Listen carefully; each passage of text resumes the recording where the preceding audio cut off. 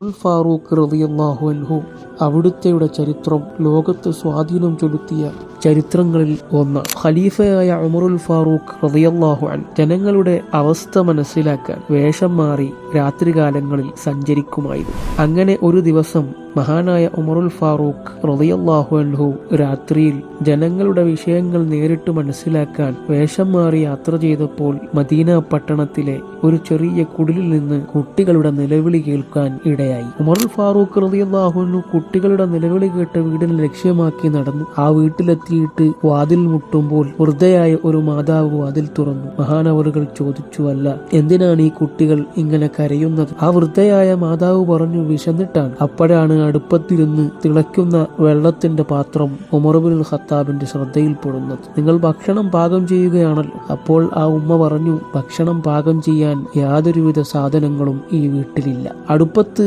തിളച്ചുമറിയുന്ന വെള്ളം കണ്ട് ഭക്ഷണം ഉണ്ടാക്കുകയാണെന്ന പ്രതീക്ഷയിൽ ഈ കുട്ടികൾ കാത്തിരുന്നു അവശരാകുമ്പോൾ ക്ഷീണിതരായി അവർ ഉറങ്ങിക്കോളും. ഇത് കേട്ട ഭരണാധികാരിയായ ഉമറുൽ ഫാറൂഖ് റളിയല്ലാഹു അൻഹുവിന്റെ ഹൃദയം വല്ലാതെ വേദനിച്ചു. ആ വീട്ടിൽ നിന്ന് ഇറങ്ങി നടന്ന് പൊതുഖജനാവിലെത്തി ബൈത്തുൽ മാലിൽ നിന്ന് ആ വീട്ടുകാർക്ക് ആവശ്യമായ ഭക്ഷണ സാധനങ്ങൾ സ്വന്തം ചുമലിലേറ്റി ആ വൃദ്ധയായ മാതാവിന്റെ വീട് ലക്ഷ്യമാക്കി ഉമറുൽ ഫാറൂഖ് റളിയല്ലാഹു അൻഹു നടക്കുകയാണ്. കൂടെയുള്ള അനുയായി പറഞ്ഞു, അല്ലയോ ഖലീഫ, ഈ സാധനങ്ങൾ ഞാൻ എന്റെ ചുമലിൽ ചുമന്നുകൊള്ളാം. അപ്പോഴാണ് ഖലീഫയുടെ ശ്രദ്ധേയമായ മറുപടി, പരലോകത്ത് എന്റെ പാപഭാരം ചുമക്കാൻ നീ ഉണ്ടാവുകയില്ലെന്നായിരുന്നു അനുയായിയോട് ഭരണാധികാരിയുടെ മറുപടി. ഭക്ഷണ സാധനങ്ങളുമായി ആ പാവപ്പെട്ടവരുടെ കുടിലെത്തിയ ഉമറുൽ ഫാറൂഖ് സ്വന്തമായി അത് പാചകം ചെയ്തു. ആ വീട്ടുകാരെ നന്നായി ഭക്ഷിപ്പിച്ചു. കുട്ടികളോടൊത്ത് കളിച്ചു രസിച്ചു. കളിച്ചും ചിരിപ്പിച്ചും ആ കുട്ടികളെ സന്തോഷിപ്പിച്ചും ഭരണാധികാരിയായ ഉമറുൽ ഫാറൂഖ്